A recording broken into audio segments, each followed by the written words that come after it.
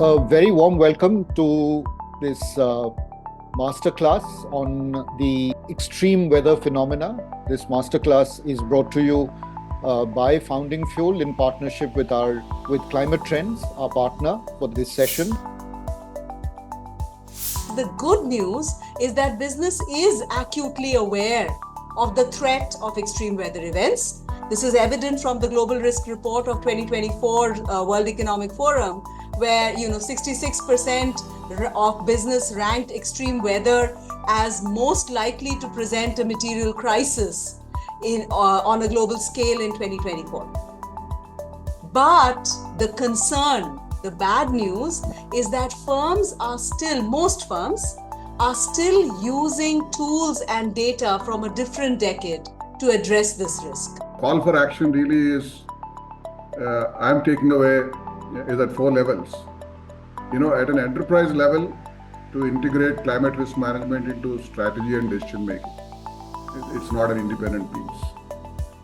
As an industry collective, for all large-scale conservation and restoration projects, the scale can really be meaningful when it is collective. And third, together with policymakers, we didn't get to talk much about that, but together with policymakers, create climate risk-centric institutions. Then businesses have to do all that they can to improve their own resilience and all that, but be clear-eyed about what is happening, at the macro level, right? And therefore, work with other stakeholders. As I like to say, work with likes, but also work with unlikes. Work with civil society, work with academia, work with government, and see how you can make the best of a situation. Because this is a situation where you hope that the whole is equal to or greater than the sum of its parts. But it does look as of now that the whole is less than the sum of the parts. Very warm welcome to this masterclass on the whole extreme weather phenomena. This masterclass is brought to you by Founding Fuel in partnership with Climate Trends, our partner for this session. And I'm Indrajit Gupta. I'm a co-founder and director at Founding Fuel, and I'm joined by my host Archana Chaudhary. She's their friend and the associate director of Climate Trends as well, and an independent journalist. So when we started thinking about this early in the year, I know it's taken a fair bit of time to put this together. We knew that there was something afoot, but little did we know that India would get kind of swept up in this incredible heat wave, and now we're kind of squaring up to all the other manifestations of extreme weather as well. So it kicked off with an essay that Archana herself had written. It was in the early May that we published it in Founding Fuel on the heat wave and what it means for Indian business and the economy. And today, here we are talking about extreme weather and trying to understand the phenomena. I'll let Archana kind of set the contours and what the purpose of the conversation will be this evening. But when we socialized the idea with our respective communities, both at Climate Trends as well as Founding Fuel, everyone agreed that this was an important topic for us to look at. And so many of you joining today, we've kept it at as a by invitation masterclass this time, because we felt that people who really believe in this whole topic and have a stake and understand the purpose should be part of it. We will obviously socialize it with the wider community as well. But without much ado, I will quickly introduce our panel as well.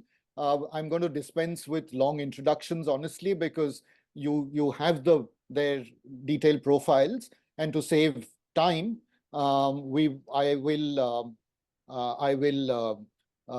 just quickly welcome them each by turn. So I'll start with Professor Roona Sarkar, who's joining us from Calcutta. I am Calcutta.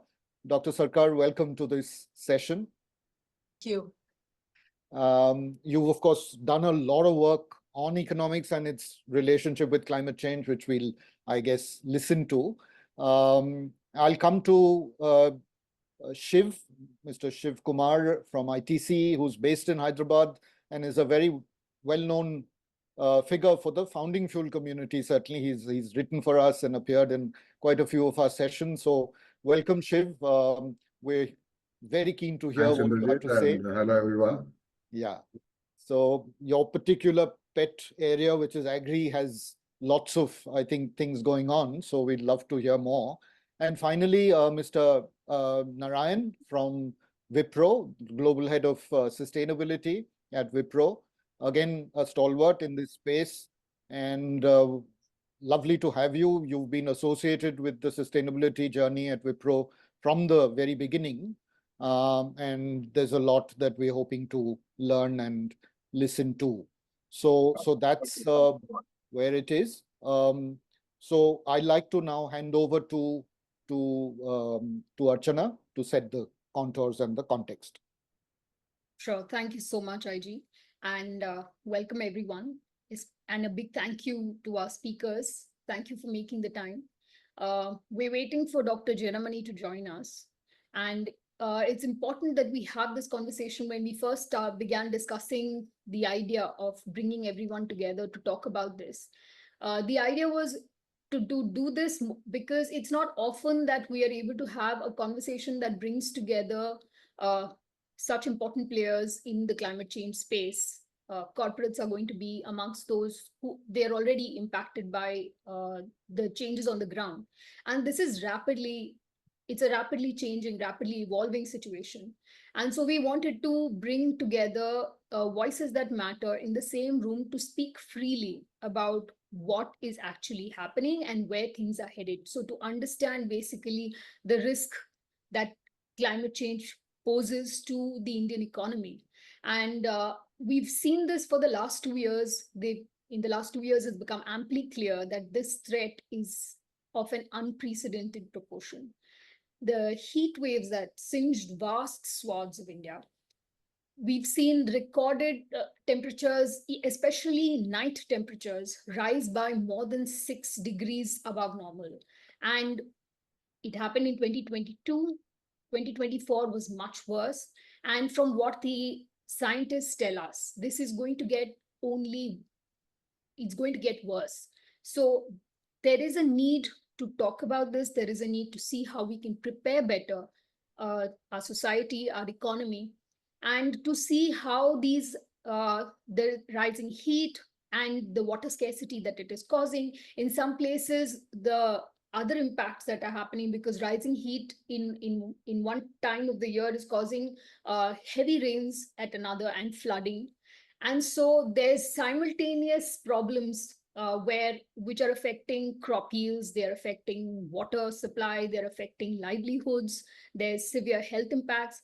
So we really would like to hear the views of our experts and also our guests on and have an honest conversation on what this really means for India and how do we prepare for what is coming. So this is basically the context in which we started. I will not delay too much because I'm waiting to hear what Runa has to say about this, because she has studied this for very closely and over the years and has been advising governments. So while we wait for Dr. Janamani and to come and talk to us about weather patterns, if I could hand the floor over to Runa, and if you could please come in and speak to us about where things are headed, where things are at to begin with. Sure. So firstly, a big thank you to both Founding Fuels and Climate Trends, Indrajit, Archana, for inviting me, and a very, very good evening or good day, depending on where you're joining from, to, of course, my co-panelists, as well as everybody present for this very, very important and timely discussion, right? Because at present, with an erratic monsoon, extensive heat waves in some parts of the country. In my own state, we have a heat wave in southern Bengal and you have floods in northern Bengal. So too many things happening, and given the monsoon imminent threat of droughts elsewhere. So under this circumstance, the need for business led by the larger organizations to engage with the threat of extreme weather events cannot be any stronger. Now, in this context, the good news is that business is acutely aware of the threat of extreme weather events. This is evident from the Global Risk Report of 2024 World Economic Forum, where 66% of business ranked extreme weather as most likely to present a material crisis on a global scale in 2024. But the concern, the bad news, is that most firms are still using tools and data from a different decade to address this risk. And in this context, whether it's the think tanks, whether it is the big consultants, whether it's academia, whether it's policymakers, we are all not there yet with a ready toolkit to offer firms. And using the existing business continuity and emergency management plans to assess and manage climate risks whose proportions have changed completely is not something that will work. So that's where I am coming from, and I'm hoping that I'm going to be able to learn a lot from all of you in this discussion. Thank you so much, Runa, for that short introductory remarks. If I could now go to Shiv and then to Narayan, and if you could also lay the lay your thoughts, your introductory thoughts, short in about 2 to 3 minutes. Yes, Archana. We go to you first. So whatever you said, as well as what Runa said, what does it mean to business? And business as usual, therefore, won't work. In the first instance, let me say, what are these different implications? I say it impacts business, but how does it impact is what I'll just touch upon in the first instance. I have listed 5 different, very distinct ways in which it impacts. To start with, the financial losses from the damages to physical assets and disruption to supply chains. Obviously, all these extreme weather events, which are also unpredictable, means this kind of damages and disruptions. Second is, we just talked about 66 above normal and all of that. All these adverse weather changes have an impact on the health and safety of people, which means productivity impact as well as livelihoods. The third is that productivity of agriculture will get impacted, and which means shortages, and which in turn means inflation of commodity prices, which is raw material for the business. And of course, it has other implications of food security and so on. Then we have impact on the natural capital and biodiversity, which means the natural resources like water will deplete much faster, which is very important for the very survival as well as any operations. And all of this also would mean that the access to capital, capital will be directed towards those industries or companies which are climate resilient or nature positive. And therefore, those who look at business as usual will not have access to capital. So it is pretty much square and center of how it will impact business, and therefore business as usual is not going to work. So I thought that's what I'll leave my opening message as. Thank you for that. Mr. Narayan, would you like to come in here, please? Yes, I think Shiv summarized the role of business pretty well. So what I'm just going to say here is that climate change is unlike any other kind of crisis that or risk that business has come up front face to face with, whether it is cybersecurity or geopolitical issues and so on. And there are 2-3 reasons for that. One is, it has come into public consciousness. It has come into even companies' radar only the last 1.5 to 2 decades. we started our journey in 2007, right? And so much about what is happening in climate change is to do with this, with climate science, which with its complexities, when scientists have different views on, that is not easy for businesses to wrap their heads around what is happening and what is likely to happen. And therefore, you're talking about a situation where you need to assess climate risks without fully knowing the contours of the problem and take decisions based on that, right? Uh, which is, I think, a unique problem for business. And I think, there is a asymmetry in that. There is this concept called double materiality, which companies use to assess, climate risks or other environmental risks, which in simple terms means two sides of the same question. How am I impacting this problem, and how am I being impacted? Now, the problem here is, if you take a company's impact because of its carbon footprint on the climate problem, and then if you look at the mirror image of that, or if you look at the reverse of that, it's usually asymmetric. So I can do a lot of things to reduce my carbon footprint, which is very, very good. But the reverse of it, the proportion is completely different. And I think that is where the problem lies, in that companies might be lulled into thinking that they're doing a lot, but its impact or its cascading effects may not really be commensurate. And that I would think is something that companies must sort of sit up, take note of, and see what to do. And more on this, as we speak. Sure. Thank you. Thank you for that. So if we do the two things that really struck me in what Shiv said as well as what Narayan said is that A, it cannot be business as usual, and B, that even if businesses are doing, it may not be enough. Runa, could I come to you to talk about this a little, understand this a little more?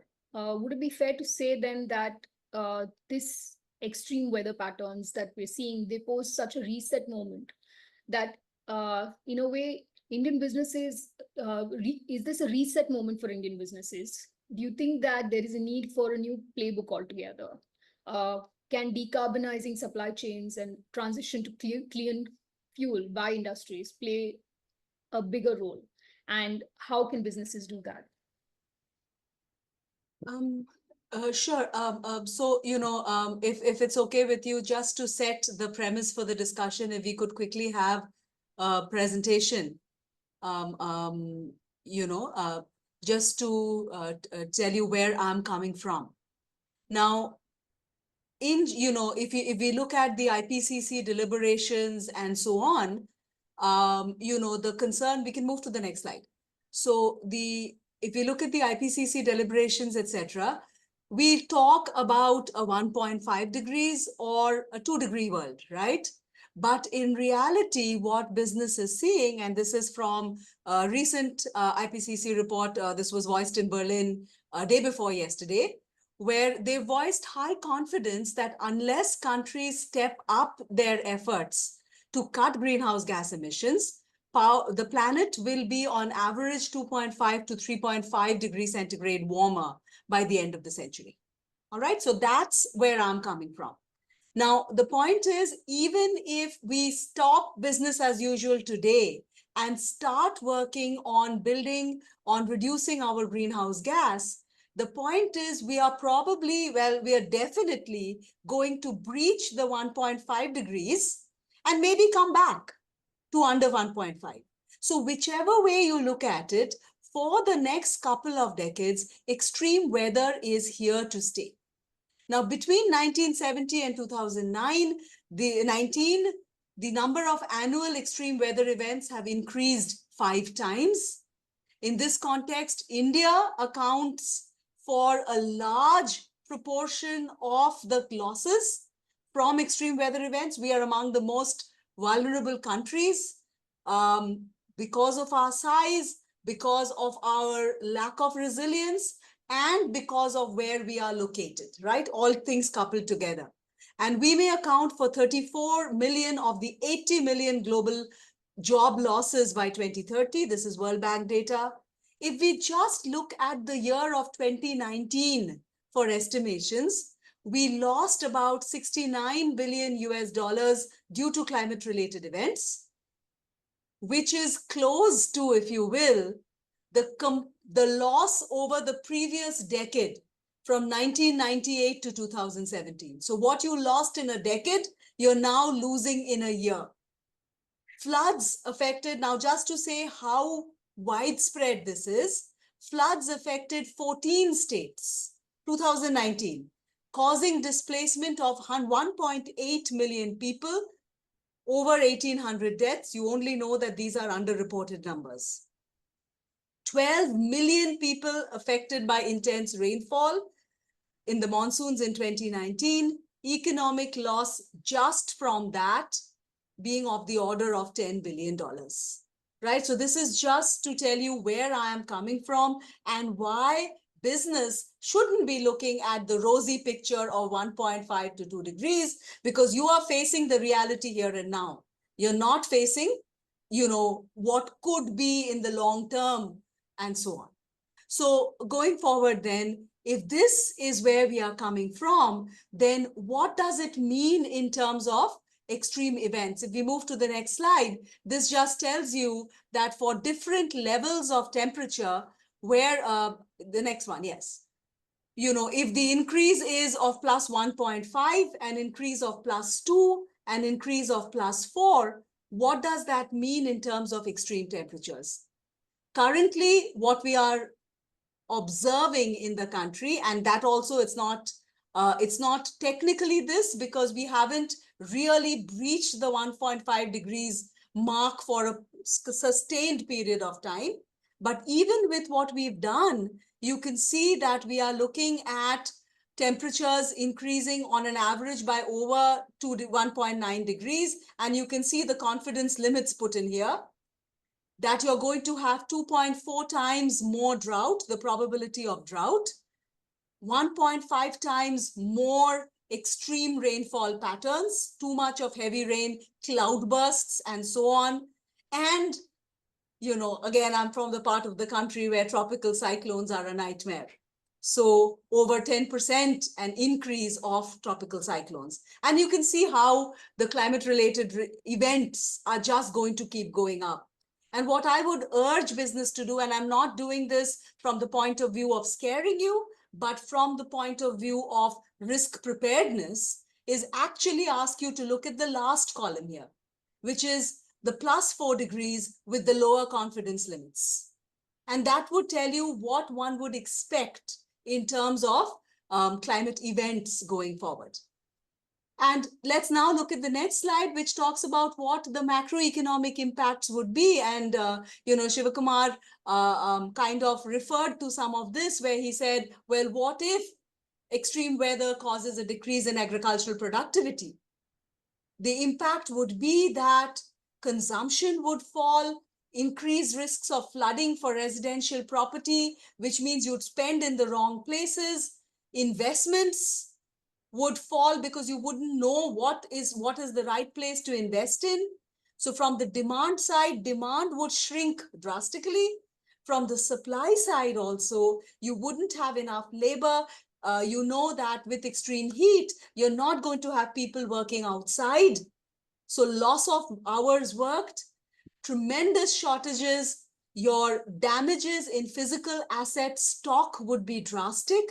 And then your technology and technology growth and innovation would have a clear diversion away from, actually things that improve to things that mitigate damage. So we move to reconstruction and replacement. So whichever way we look at it, whether from the point of view of the firm or whether from the big picture, there's going to be huge, huge macroeconomic impact.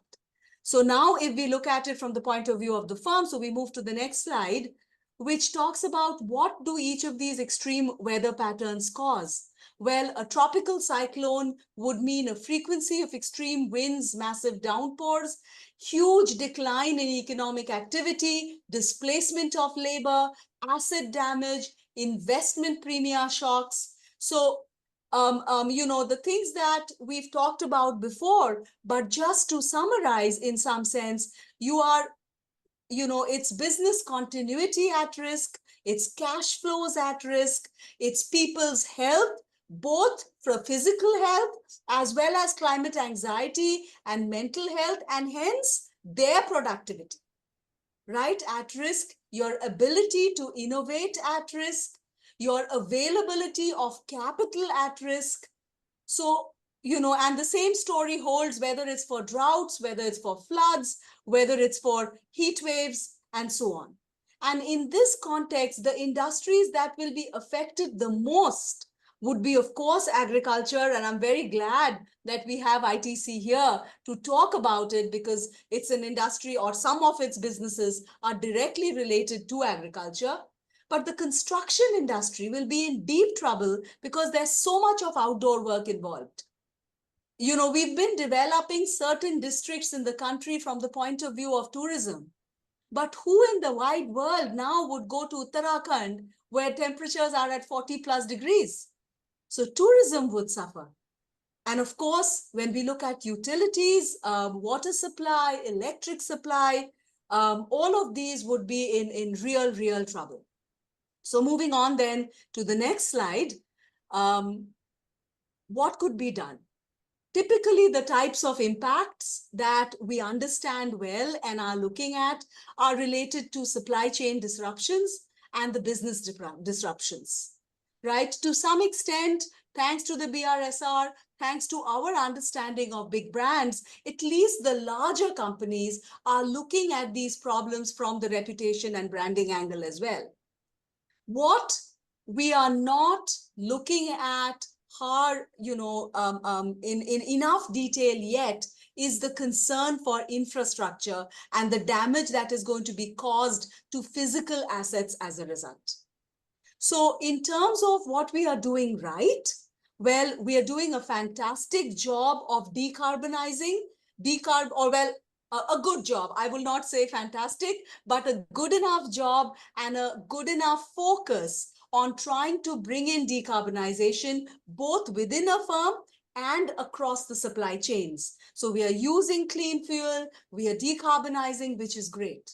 Except both decarbonizing the supply chain and using clean fuel myself is about mitigation.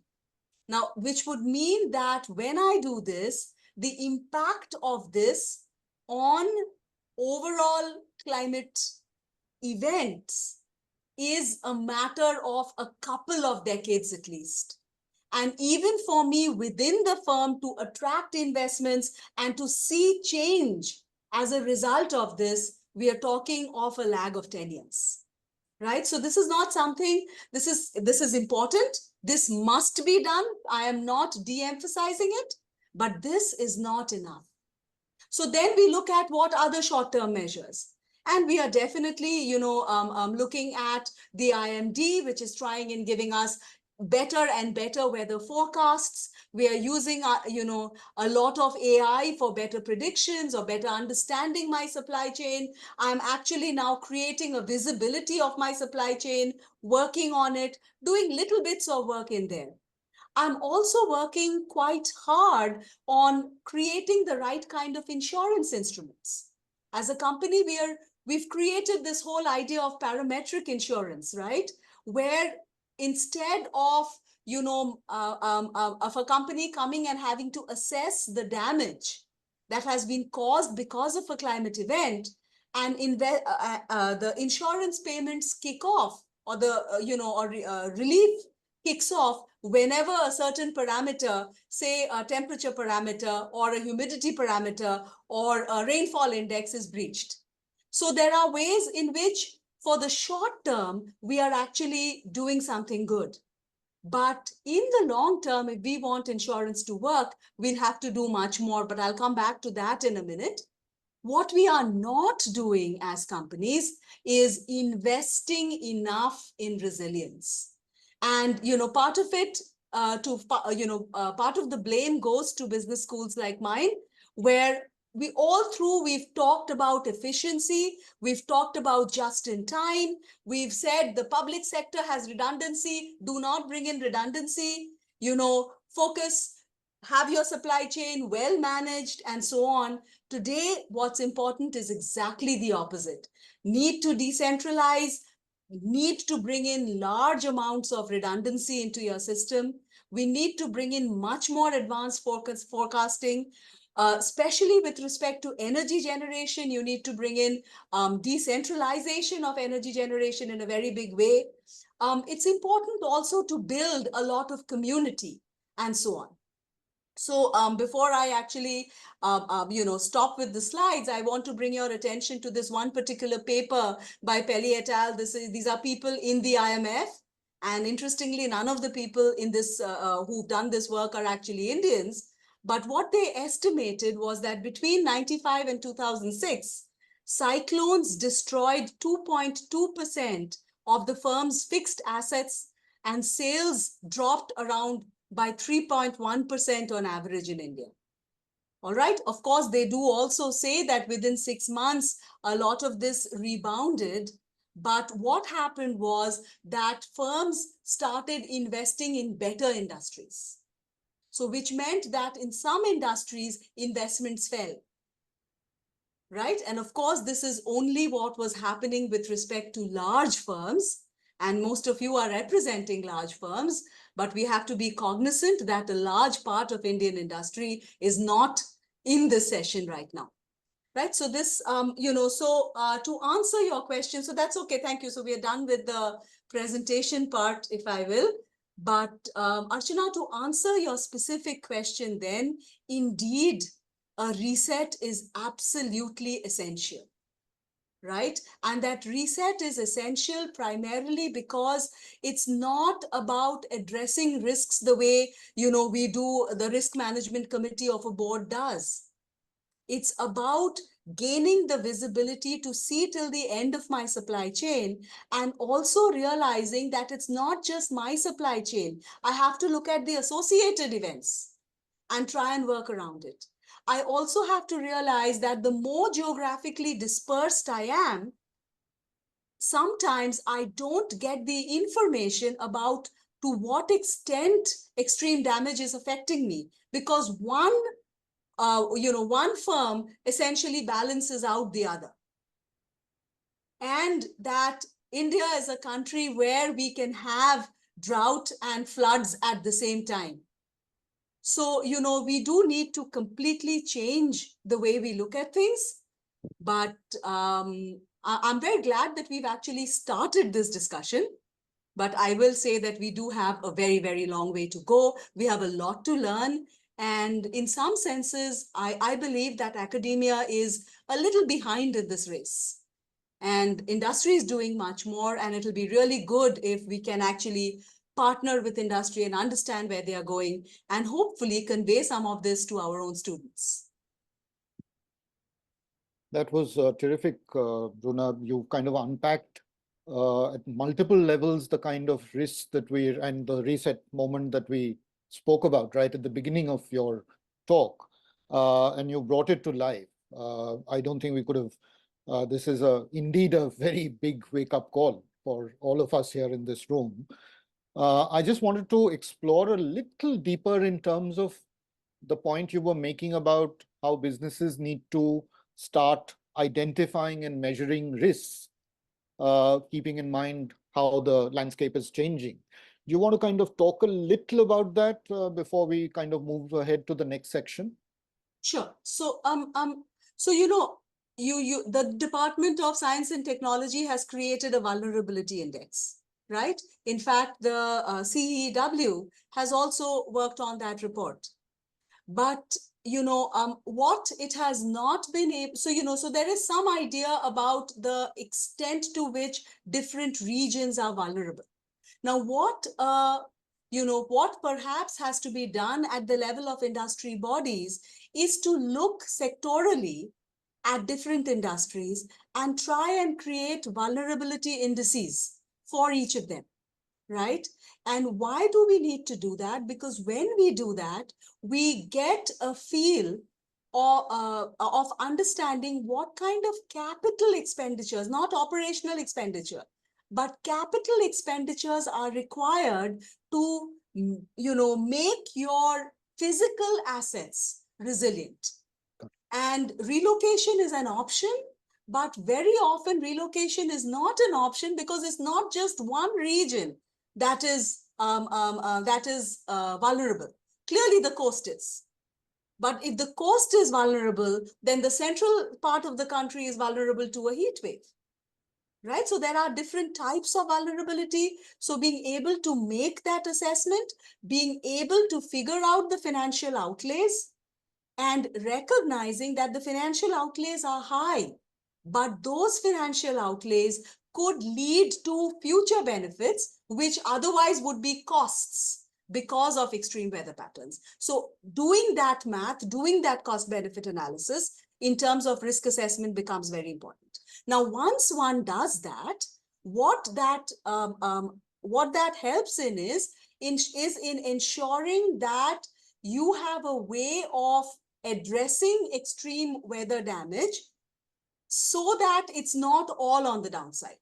Now, without that, the only thing that can happen is more damage. And if when you have a story of where the only thing that can happen is more damage, something like an instrument like insurance gets completely wasted. Because for insurance to work as a business model, there needs to be a risk prediction, and there needs to be an upside to business and a downside to business. Now, the minute you invest in climate resilience, then a climate resilient business infrastructure, along with parametric insurance, can work really well in trying to smooth our journey through extreme weather events, when at the same time business is working through its mitigation investments, so that in the long term, the climate is stabilized. Got it. So that's how I look at it. And I know a lot of it needs a lot more groundwork, but I believe that, it's possible to be done, but it has to be done sectorally. It Yes. cannot be done as a one size fits all. Every industry is different. Their vulnerabilities are different. So that's a point very well taken. You've got to have different strokes for different folks. And the next section, in fact, we're going to go a little deeper to see what businesses are grappling with, particularly to diversified conglomerates like ITC and Wipro. And we're lucky that both Shiv and Narayan are here to give us a sense. Essentially, on this section, there are three things that we're hoping to accomplish. One is to understand what is specifically the business impact of extreme weather, right, on your businesses. If you can pull out some examples, that will help. How are you dealing with it? I think Runa spoke about mitigation, but it's obviously much more than just mitigation alone, right? So what are the tools? What are the new playbooks that you're kind of experimenting with? Because both of you, Wipro and ITC, are a little ahead of the curve. MSME, you can keep aside because a lot of them just simply don't fall into this conversation, unfortunately. And finally, this whole thing that business alone cannot pull this off.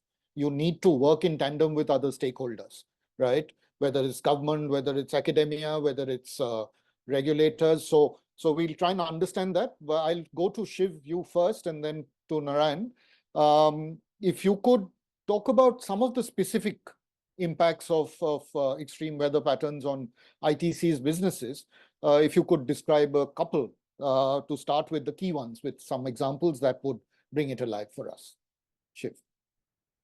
Yeah, so within ITC operations, if you were to look at broadly two blocks, company establishments like the factories and the hotels and large office complexes, nearly about 500 of them around the country, and two, the full value chains as part of our business. And because agriculture was referred to a couple of times, I'll pick up agriculture there and talk about that.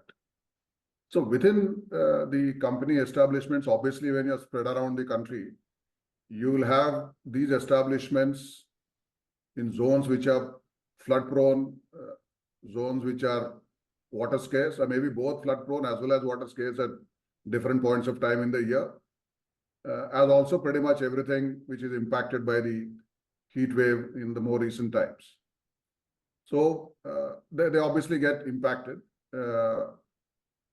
Of course, if only we didn't wake up as we did about 25 years ago, many of these factories would have been shut for several days, a month,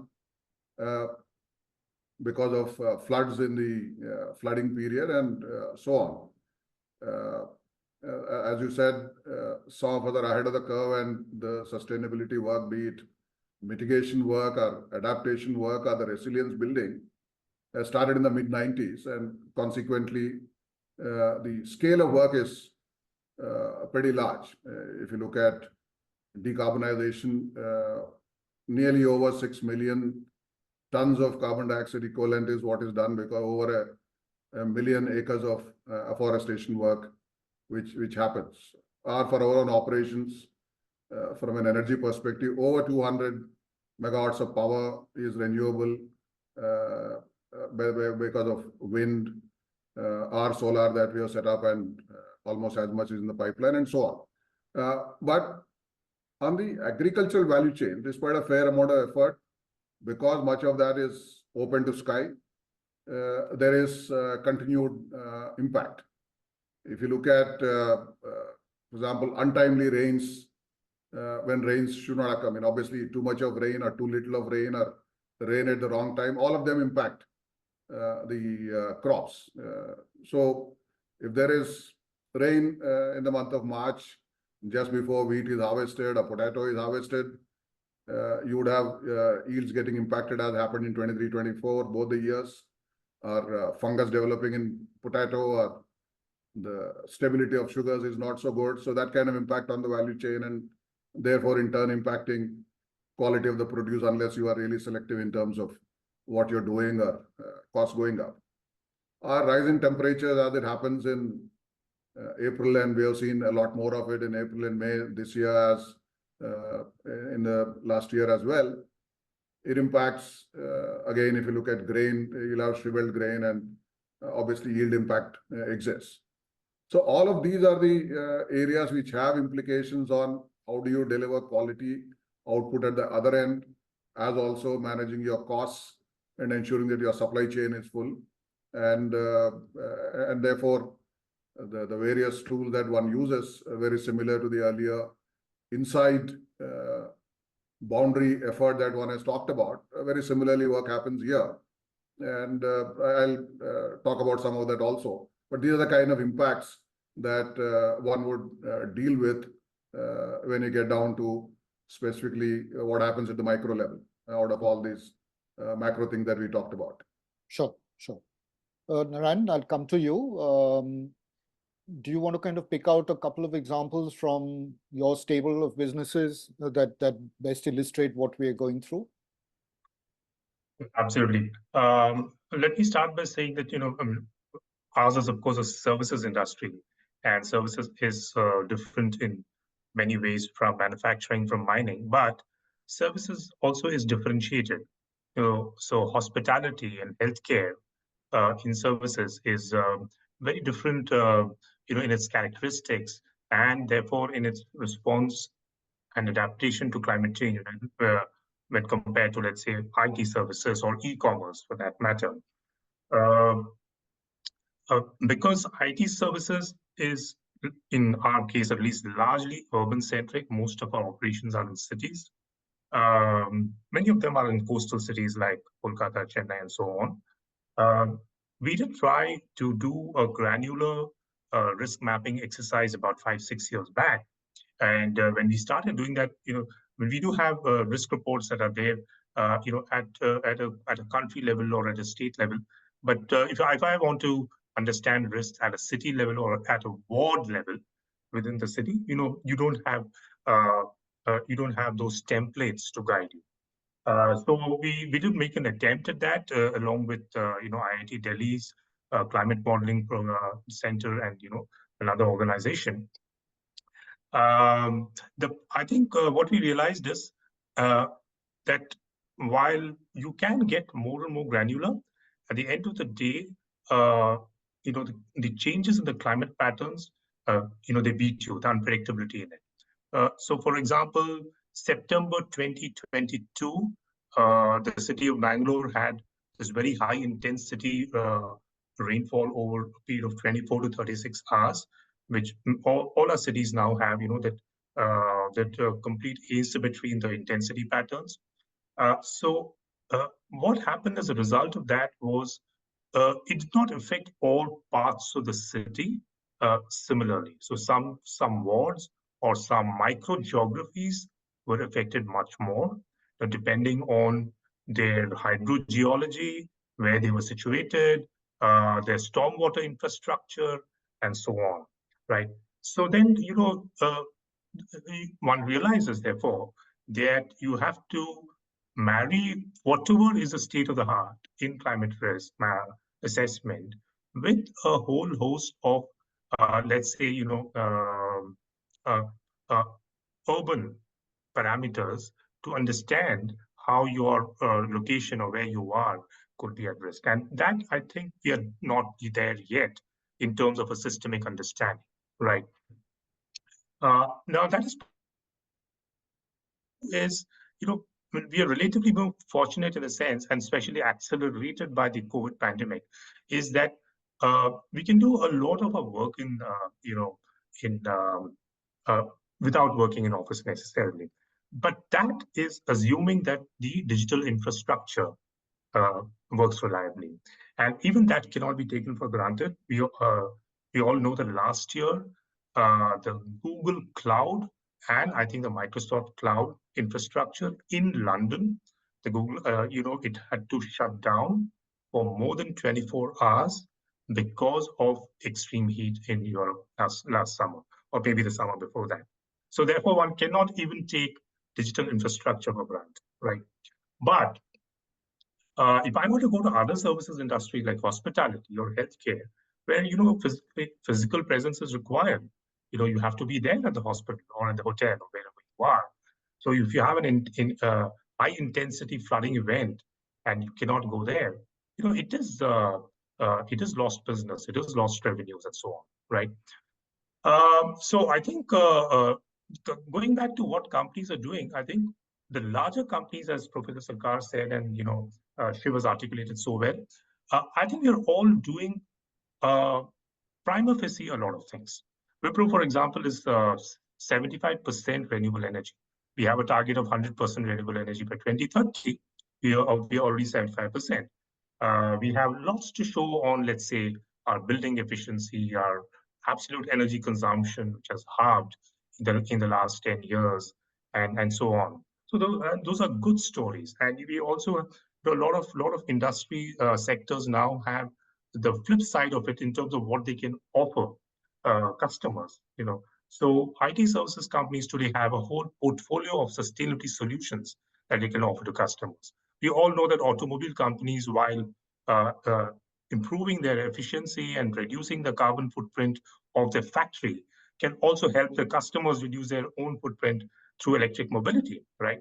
So I think the playbook there, at least for the larger businesses, prima facie looks good. The key question is whether all that adds up to something that will help mitigate climate risks for that company at a larger level. And I think Professor Sarkar sort of, alluded to that. It doesn't look likely as of now. I'm not a climate scientist myself, but I've spoken to a few. If you ask climate scientists within four walls as to what is the scene, I think they will say in so many words that the game is over, right?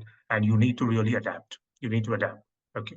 So that being the situation, then businesses have to do all that they can to improve their own resilience and all that, but be clear-eyed about what is happening, at the macro level, right? And therefore, work with other stakeholders. As I like to say, work with likes, but also work with unlikes. work with civil society, work with academia, work with government, and to see how you can make the best of a situation. Because this is a situation where you hope that the whole is equal to or greater than the sum of its parts, but it does look as of now that the whole is less than the sum of the parts. Got it. Mr. Naran, thanks so much for that. Archana, do you want to kind of come in? I know there are lots of points coming up on the chat. Please keep that going. We'll try and revisit it at some stage. Yes, but I also wanted to invite one guest who we have here with us actually to ask if he had something to add to this discussion. We have Mr. R.R. Rashmi in the audience. Mr. Rashmi is someone who has helped actually form India's climate policy. And he was a senior bureaucrat in the government. He was in the finance ministry, and he has helped India shape its negotiations for the Paris Agreement.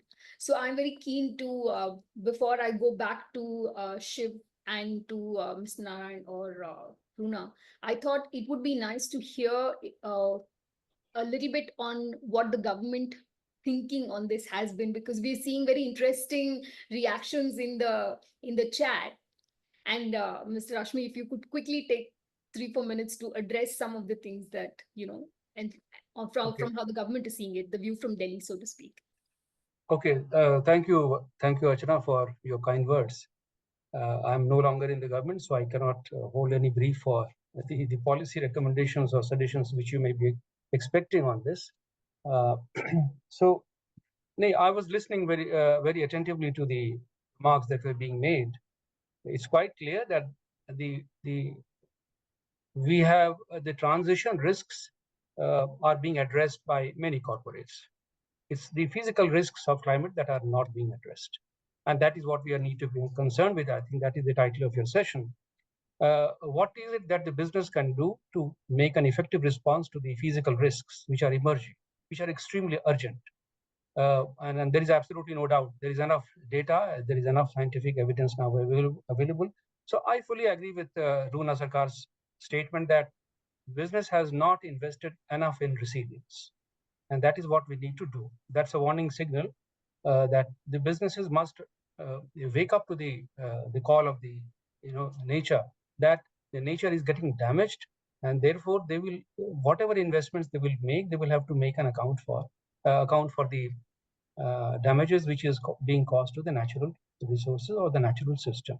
So the first thing which I think we need to do, as far as the financial institutions and the financial system is concerned, you are aware that the RBI has taken a lead in this. It has asked all the banks and the financial institutions to assess climate risks and make a provision for that. The SEBI, which is the regulator of the businesses and the corporates, it has merely asked them to report the risks. And what is the methodology for assessment of those risks is not clear. It has not been laid down. There are scientific methodologies available in the market which they can use, but I think we need a regulatory system for making it easy, or rather push the corporates to make a very formal, structured manner of assessment of the physical risks to which they are exposed. And they need to account for this not simply in financial terms, but in the natural resource accounting terms, because the cost benefit analysis is not enough. I think Runa Sarkar was mentioning about the cost and benefit analysis of the physical risks. I think we need to go beyond that a little bit and adopt a multi-criteria basis of assessment, or maybe one important element which should be there, that whatever is the financial benefits or accruals, the natural resource must not be damaged. It must be maintained at the same level of the investment before the investment and after the investment. The other thing which I wanted to mention was in terms of the initiatives that have been taken so far, and which might need to be taken in future, is that so far we are being guided by the National Action Plan on Climate Change, which has 5 missions on adaptation and resilience, and 3 of them are focused on energy systems, energy transition, and those 3 missions on energy transition are doing very well. But the 5 missions which were supposed to be, the aim was to enable the state governments, the communities, and various stakeholders to improve their climate resilience, they have not progressed much. And they are in the field of agriculture, the transport, the Himalayan ecosystem, the forest and the biodiversity, and of course, most important is the finance.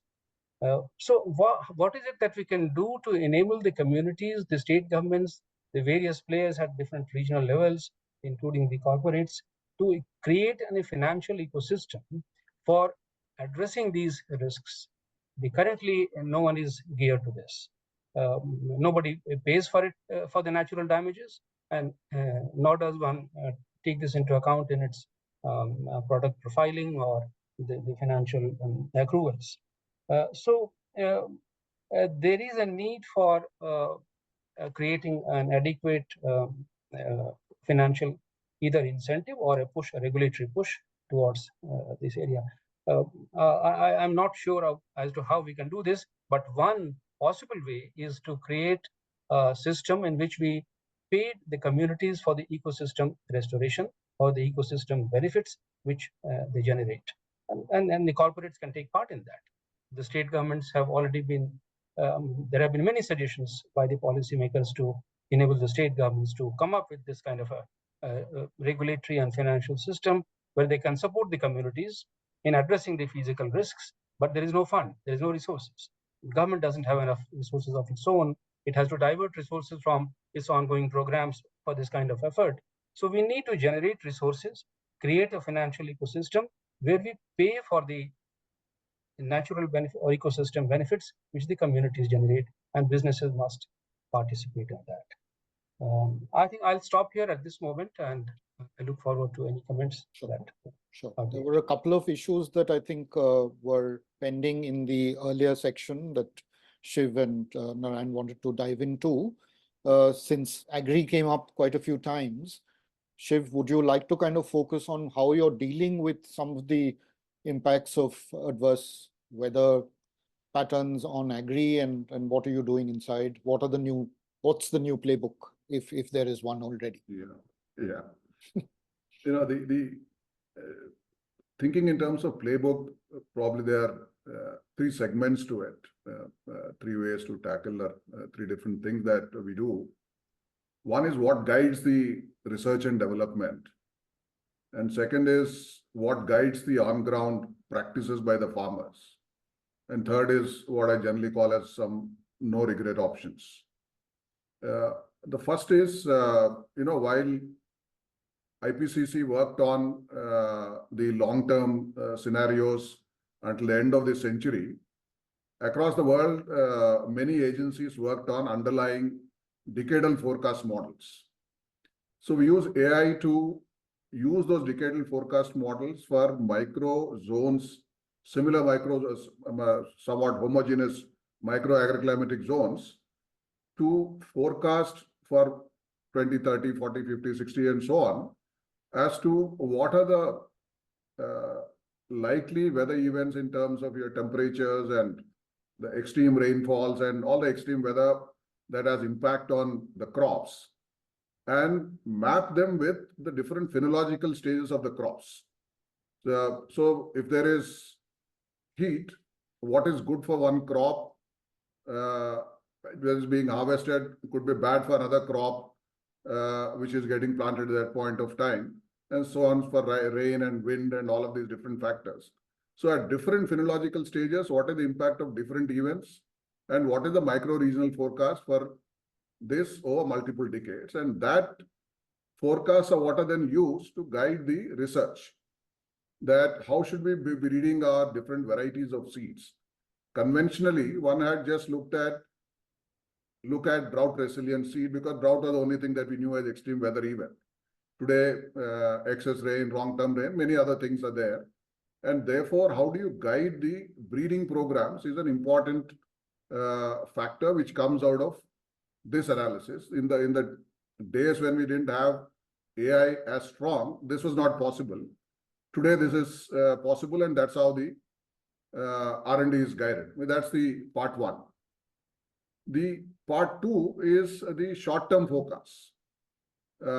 what's going to happen this season, in the next 3 days, next 15 days, and so on, and use these and draw from the agronomy practices toolkit and disseminate to the farmers that this is the likely event, and therefore this is what that must be done in terms of whether it is terminal heat stress, when that is likely to happen in particular crops, what needs to be done, and when there is excess rain, how do you deal with that lodging and so on. So there are short-term practice on the ground disseminate, and we have this platform ITC Mars, the super app with a custom-built physical ecosystem that is done.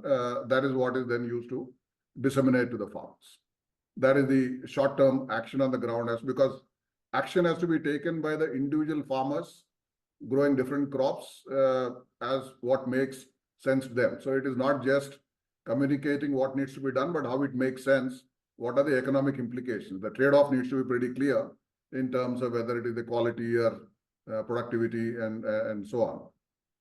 The third set is building the resilience, notwithstanding irrespective of whatever the weather events that are going to happen. This is what I'm calling as certain no regret practices. Things like micro irrigation, in any case, must happen. Zero till in many areas, so that the stock gets plowed back into the farm, and you have shorter windows for now plantation, and therefore you can take up the planting fairly quickly using the zero till practice. Mulching for conservation of water and all of that is another no regret practice. Cover crops is another method.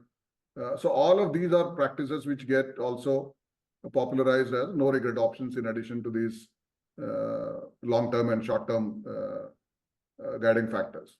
So I think in a number of areas that we have seen the same example that I gave earlier, wherever these practices have got disseminated and some of those varieties got popularized, we very clearly see the difference in terms of what is the kind of impact on the yield and the quality. And I think a lot more of this has to happen for us to really deal with this extreme weather events. But that really is the playbook, and I think it's showing promise. Got it. Got it. Is there anything specific there that poses some challenges in terms of how to look at insurance to meet the kind of risks that extreme weather throws up? Sure. So see, the point that I'm trying to make about insurance is it's kind of considered to be the go-to measure as a risk management or risk mitigation practice for firms. Yes. Right? And indeed it should be. But what I'm saying is, just think about the wildfires in Los Angeles, right? As a result of the wildfires in Los Angeles, now insurance companies do not offer home insurance to people who are buying homes in the regions that are prone to wildfires. All right, because it just doesn't make business sense. Sure. Now, what I'm trying to say is, for firms in the Indian context to think that having a good insurance a policy would be one way of mitigating the risks from extreme weather would be very short-sighted, because eventually the insurance company will say, hey, this is not something I can do. I cannot insure you from damage from a cyclone, right? So, especially in the context of parametric insurance, where, if the possibility of the event itself is at 70%, it's very hard, or the premium that you've got to pay is so high that is not going to work. But so that's the story with insurance that I'm concerned about, because a lot of really nice packages are being made. A lot of very, very innovative instruments that make it very, very attractive to business are being proposed, and they should be, and they are good in the short term.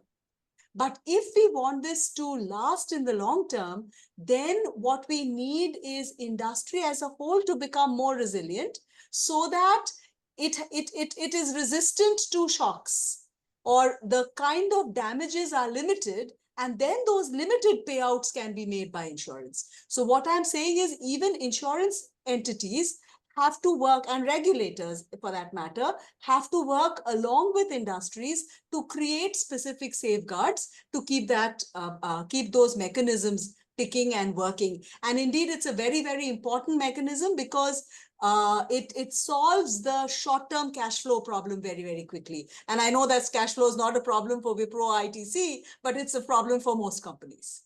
No, well said. Thank you so much. That was insightful.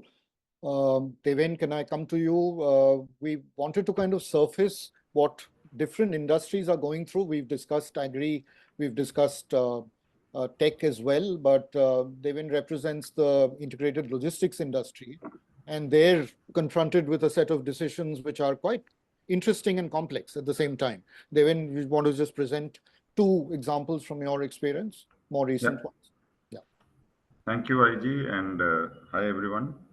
I represent Stellar Value Chain Solutions, part of Siva Logistics, and we run very large logistics parks across the country, 7.5 million square foot across 80 different locations, covers the length and breadth of the country, we go to about 700 districts on a daily basis.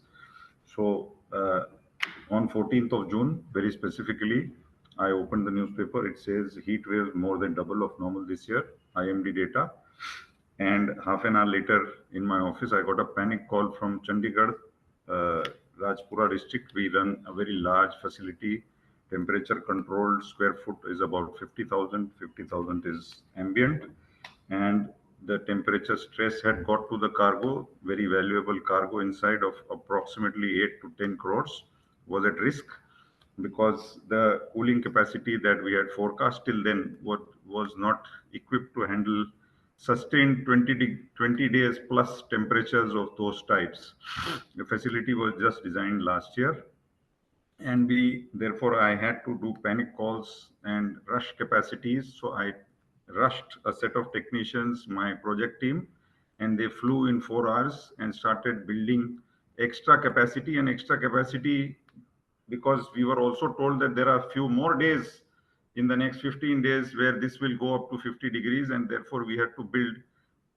In fact, as we speak, we just completed first phase. We have doubled the cooling capacity in the last 4 days, and luckily we had the equipment and we had the money. The second parallel question was that my customer obviously holds me accountable. He does not understand that this is a problem which is coming out of something which is not in my control. My long-term contracts, while this customer is very good, but a new kind of risk and a new kind of contracting and a new kind of pricing will have to be budgeted in, because in this case, I was lucky that we could do all this. But in a normal situation, I can't add capacities overnight when I am faced with something like this. And now I am worried that, as the newspaper said, that this is going to become further intense in the next 15-20 days. So now I am aware of this risk. So I have explained. So a new kind of collaboration in terms of the way we assess risk with any customer, work with them. Sometimes, as somebody was mentioning, infrastructure cannot be scaled up overnight like that. So this is one specific example, and we're trying to grapple with how do we do this, because I have similar assets all over the country. This was something specific to Chandigarh, Rajpura district, but I'm sure this problem will happen in other locations also. Not only talking about the trucks, because we have a lot of moving inventory in the trucks and where we can't even do anything overnight. The second example is, again, after 2-3 days, I read in the newspaper. So newspaper, I opened with a lot of, I shudder to open the newspaper, because either there is heat or there was an orange alert in Bhiwandi in Bombay. Now there's another 30 kilometers from Bombay city. Bhiwandi, for those of you who may be aware, is a very big distribution center, has come up organically over a period of time. All cargo is stored there, which is incoming or outgoing from Bombay. Around that, there are 6 rivers which are not perennial rivers, and there are 2 dams which have been built on that, Tansa and Modak Sagar. And therefore, if the precipitation happens in all of those dams together and in the city at the same time, the dam gates have to be opened, because the dams cannot hold water beyond a particular capacity. If that happens, plus the precipitation is on at the same time, and Bombay guys are familiar, what is the high tide time, etc., etc., etc., we know all of this playbook. The entire Bhiwandi area gets flooded. Millions of rupees of inventory is exposed. So now we have learned first thing that don't keep anything. We have 12-meter high buildings. Don't keep anything on the first level. Sometimes that is not adequate. Don't keep anything on the second level, which means 20 to 30% of my storage capacity has to be overnight created, and I have to vacate those ground floors from my large distribution centers. And I get 4 hours, typically 5 hours, because when they have to open the gate, they cannot hold, because otherwise the entire population around in those villages is at risk. So, and I get sued by my customers. My insurance company says that you can't do this. So I don't know what to do. At that point of time, I get 2 hours or 4 hours to respond. And it is becoming more frequent as everybody is aware. So one of the things that we wish to bring in is a science of how do we measure this and how do we collaborate as a community. And obviously the customers are very good, so they understand this. But this puts an extra spanner into everything that we do. And I thought, IG, Yeah. the problems are quite well understood. I'm sure they are there all over the place. Sure, sure. Yeah. This is also about decentralized information systems and early warning systems, right? And that's something we could perhaps discuss a little later. But Archana, you want to Yeah. kind of move the conversation forward? Because Thanks so much. it's Yeah. very interesting what you said, Devin, and it kind of ties up with, in my head, I'm also thinking in terms of how Runa talked about not everybody has deep pockets. So when you have to make changes on the run, on the fly, it can be difficult for corporates. But how do startups then, work on these kind of when these kind of climate change impacts hit, and what kind of impact a role do they have? So we have Mr. Vineet Taneja, who is in the audience. He is a corporate advisor and calls himself a climate enthusiast. And he's working on one disruptive startup that offers recycled air conditioners that helps embed concepts of circular economy. Vineet, could you share your idea and what you're working on? Yeah, thanks, Archana, for the introduction. Yeah, I changed my name from climate. I was anxious with climate change. So I said, but I has to have something positive in it. So that's why I called myself climate enthusiast. Okay, so I am just going to talk about a very interesting problem this country has and the world has actually. As incomes rise, technology becomes affordable, and weather changes, we have a dilemma of lifestyle versus lives.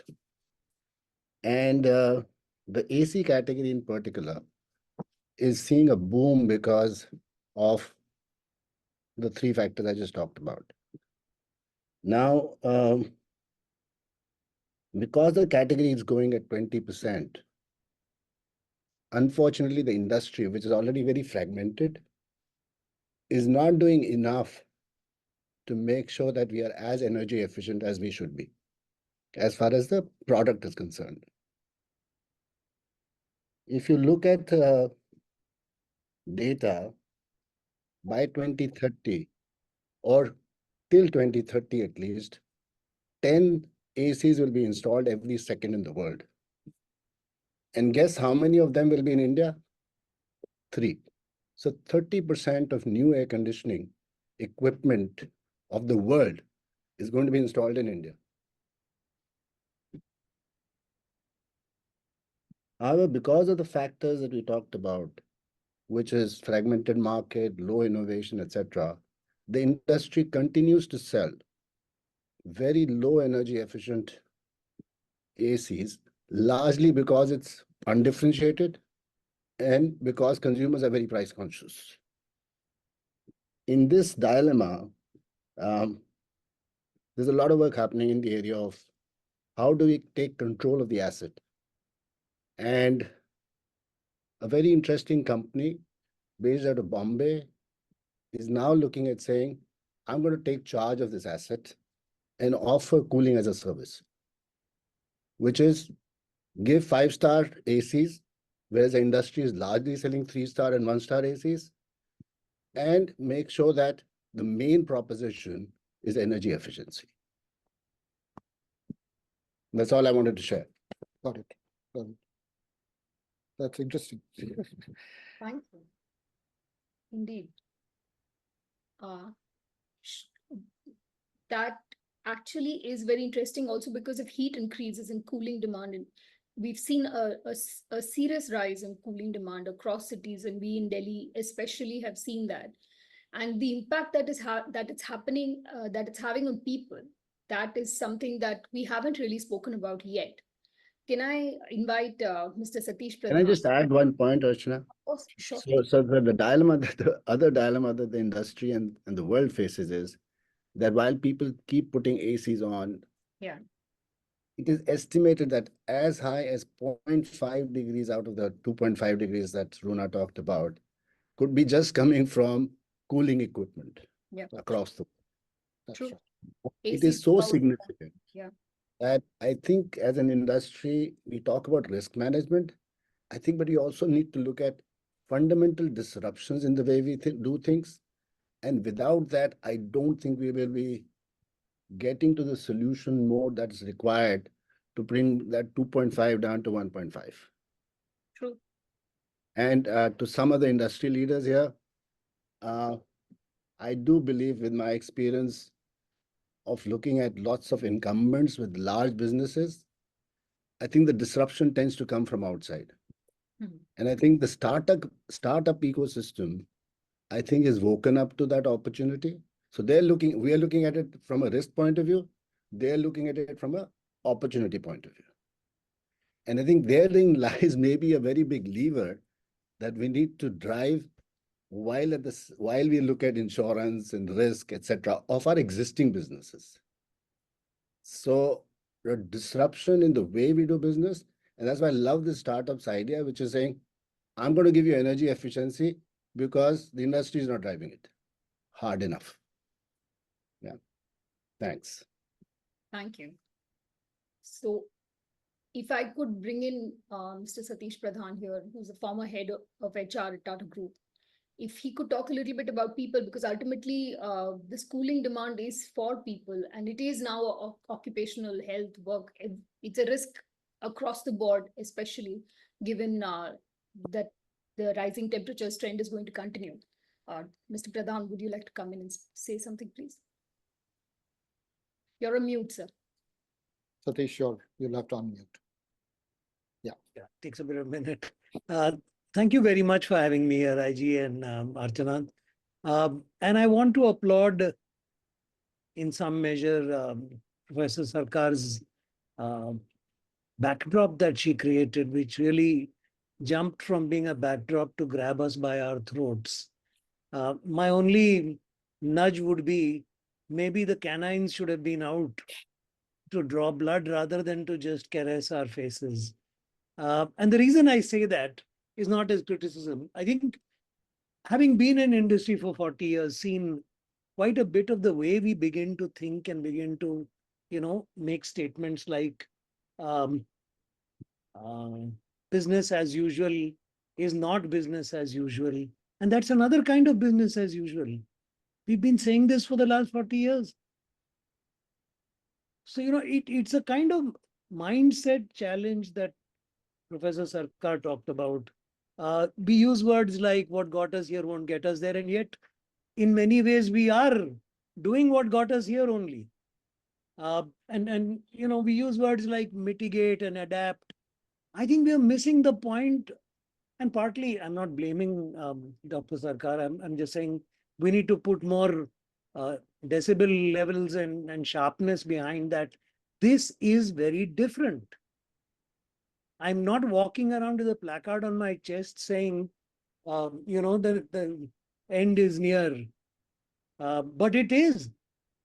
And I don't have to wear a placard. You're seeing it in business, you're seeing it in life.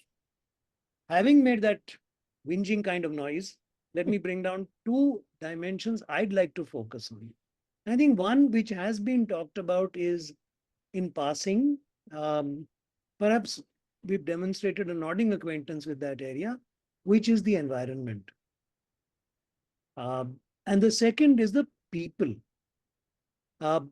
We've looked, by and large, we do continue to look at businesses as balance sheets, and I don't blame anybody for this. I've lived there and I know what the tyranny of a balance sheet or a quarterly dance at the stock market requires and compels us towards. So while I'm at liberty to empathize with the people who are in the kind of space that I came from, or who are in that space, it's also part of the reality that is not what will get us further. So we need to think of businesses differently. That's one. And going back to what Dr. Sarkar said, maybe we need academia to wield that stick harder. We of ourselves, industry may not come there. We'll keep talking of mitigation, etc. So let's talk about environment. And I quickly want to get past that. The environmental degradation that, despite all the good stuff we are talking about, carbon footprints and all the fiscal impact moves and maneuvers on the chessboards of business balance sheets, is not really changing anything substantive. Our development is costing us swathes and hectares and kilometers square of green cover and forests. We talk about planting 1 million trees.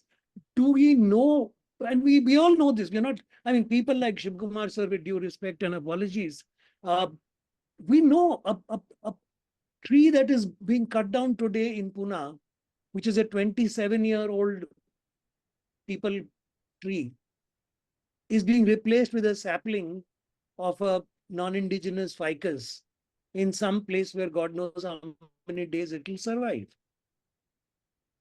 So that doesn't answer my question. 1 crore trees planted doesn't answer. Yes, of course I'm not saying don't do it, but the cost of development is very high. Let me make that point in terms of saying all indications, green cover, satellite imagery of one economist consider great achievements, which is the nighttime lighting up of a subcontinent, is actually telling us how much of the environment we have wiped out. And where is this energy coming from? While we are making progress on green energy and so on, our fossil fuel energy is still growing at an unbelievable pace because we need it. Okay. Let's move to people. And I was just trying to remember from my early childhood days, the Factories Act in some place, and I think Vivek Patwardhan is somewhere here. He probably can, set me right if I get it wrong. The doyen in HR and industrial relations particularly. For Factories Act lays down in chapter 3, if I remember right, worker safety, health, and occupational hygiene, health, etc. And if I remember right, the guidance, though not the regulation, when in 47 or 48, whatever the time the act was passed, was that the ambient temperature in a workplace like a factory should be between 22 and 25 degrees. Anybody remember that? Anybody is even mindful of that? Today, 20 to 25 is the highest cooling level that my air conditioner is allowed to work at. So where are we, are we going by this very statistically valid chart of Dr. Sarkar's 1.9 degrees, 2.3 degrees, average of averages, distributed over all kinds of, variables, and trying to draw comfort from there? 5 years ago, the temperature in some of the dry deciduous forests that I and other people have traveled in the summer to, enjoy the wildlife there, maxed out at 45, 47. You had occurrences saying, oh, this particular sanctuary's got 47 degrees in the month of June. This place has got. So it was not one instance in the whole country, like Palodi or Varanasi or places in Maharashtra. It was a set of 4, 5, 10, 12 who were hitting that peak. Today, what's the peak we are hitting across the country on multiple cities? As our friend reading the newspaper, Deven sir, was, rightly getting terrified by, which I do also. If there's a heat wave, it shows you a grid of temperatures which is touching 48, 49, 50. This, to my mind, is the real live human environment in which our workers are going to live, our workers are going to fall ill, families are going to suffer. So-called, we call it a climatic event to have a flood or to have an earthquake or whatever. Actually, heat rising in that gentle pace throughout a season is far more devastating an event spread over a period of time than a flash flood which might last 24 hours and goes away and allows you to recover the damage. The second point I want to emphatically make is, please do not forget, asset damage and asset destruction you can build back. People, and look at the newspapers, the youngsters dying, the children dying, the sick and those in need of care, pregnant women, older people, all of these vulnerable categories, we got a glimpse of it in COVID. We haven't learned. We're still not saying we recognize that this is a crisis and let's not paper over it and say, look, what a good boy I am. The Tata Group is doing so many nice things. I'm a good boy. What about you, Mr. ITC? Oh, you're doing a few less than us. So, I've got 3 stripes, you've got 2 stripes. Forget the stripes. This is a survival question for the planet. Faster than we know it, we'll be talking a very different language because we will have no choice. And any acceptance of human price as a collateral damage, even implicitly, in my eyes, would be a crime today. Okay. Thank you. Satish, yeah, thanks so much for that. I'm just kind of conscious of the time, and we've got to also look to bring some closure and land the plane. So I'm going to go back to our 3 lead speakers, Shiv, Mr. Narayan, and then finally Runa, to spend a minute talking about what was new and different that stood out for you in the conversation, so that it brings some, focus back on what we've learned. There are a few other things that we're also going to do, which I'll talk about, but could we kind of have Shiv, you first? Yeah. As it were, just coming after Satish, I think the message is, from the noise of activism, we need to move to call for action. The decibel of activism can be there, but the call for action really is, I'm taking away, is at 4 levels. At an enterprise level, to integrate climate risk management into strategy and decision making. It's not an independent piece. As an industry collective, for all large-scale conservation and restoration projects, the scale can really be meaningful when it is collective.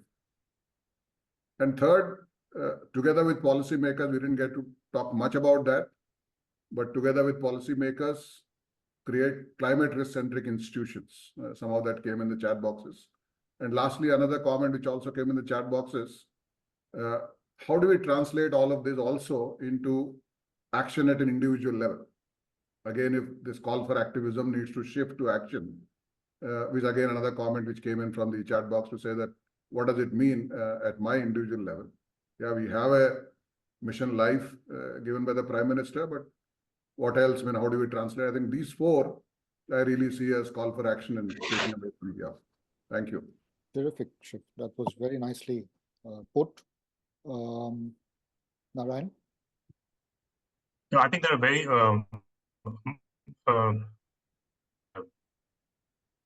takeaways that are very instructive and really useful. I think reading between the lines and trying to put together what or many people said is, it calls for a mindset shift, which is easier said than done, because mindset shift can happen at the individual level, but at the collective level, it's a different ballgame. I want to call out 2 specific things I heard. One is, Mr. Rashmi talking about companies paying for ecosystem services. I think what that really boils down to is businesses understand the language and the lexicon of money, which is rightly how it should be. So how do you bring that? How do you sort of bring in those externalities into the lexicon of money in ways that, as Mr. Pradhan alluded, is not playing at the margins, but directly sort of at the heart of what the issue is. One example I wanted to talk about is a few companies, including us. We've been publishing something called the Environmental Profit and Loss Statement for the last 7 to 8 years, which puts a value to our negative impacts, including second order impacts on people and so on. It's not a perfect science. It's based on an econometric input-output model. Our environmental impact adds up to 12% of our profits and about 3% of our revenues. And that is because it's a services industry. For other industries, extractive industries, is as high as 80 to 90%, which really means that if companies do have to pay for ecosystem services, then a very significant part of the reason why they exist will be wiped out. And that gives us thought, food for thought as to how we must change the way we look at things. Thank you. That was terrific. Runa, can I come to you? Sure. So, thank you, Satish, for that wake-up call. And just, what I'd want to add there is recognizing that today we are talking about, India Inc. and how India Inc. is dealing with extreme weather events and the costs that they would bear. Please remember that that cost is absolutely minuscule compared to the cost that the voiceless is bearing, and indeed is bearing already. So keep in mind that this difference is huge, but the extent of cost that India Incorporated will bear is enough for a call to action for India Incorporated. Now, having said that, I was very, very enthused by all the comments in the chat window. And, what it reminded me of is an approach that a gentleman called Hugh Heclo actually came up with in 1974, where he talked about something which is the powering and puzzling approach. And the idea was that when you have a very complex problem that affects multiple stakeholders, you need to take a powering and puzzling approach to be able to resolve it, where the puzzling part of it is having deliberations across disparate channels to figure out how we could get an appropriate response and so on, trying to socialize some ideas, trying to discard others, etc., etc. And the powering part of it is allowing the puzzling to happen, getting inputs from the puzzling, and actually building it on into policy solutions and implementing it.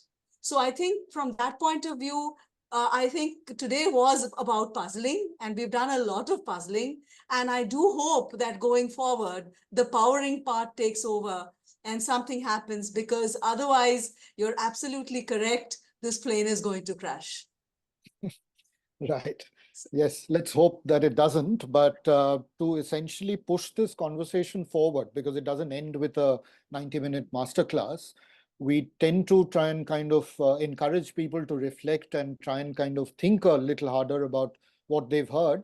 So there are 3 things that we typically do. One is share the recording with all the participants and the wider community as well.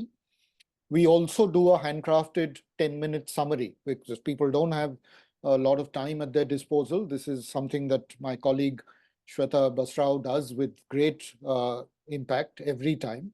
And you'll see that once she's finished her work. And the final element is that we've invited 4 people who've been part of this conversation today to take time tomorrow to try and, to either later today or tomorrow, to try and do a 2-minute takeaway from the conversation for them. It'll be done through an audiogram, so you can listen to it, but it'll hopefully seed things that are landing or not landing. I mean, it could be uncharted territory that we haven't really discussed, or creative ideas like Runa, you were talking about, creative solutions that help us move the agenda forward.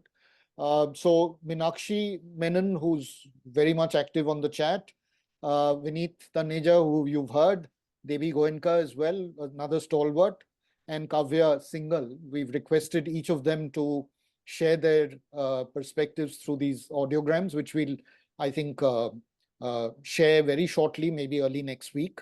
And hopefully that'll at least catalyze the conversation forward. It may not suffice on its own, but hopefully this conversation will at least kickstart a call to action that all of you have been talking about. I'd like to thank all of our panelists and all of you who've participated, Satish, Deven, Vineet, all of you who've been active in the chat as well. I'm sorry we couldn't take more questions from the chat. We ran short of time. And all of you who've attended this session, really, I mean, appreciate the time that you've taken. It really means a lot to us. So on that note, thank you and hope you have a great weekend. And let's see. Thank you. Thank you. Yeah. Thank Bye. you, everyone. Thanks, IG. Thanks, Thanks a Deepak. lot. Thank Bye. you. Thank you, Mr. Ashmi. Bye. Thank you. Thank you, everyone. Thank you, Poona. Bye. Bye. Thank you, Shiv. Thank you, Narayan. Thanks, Thank Ajay. you. Thanks, team.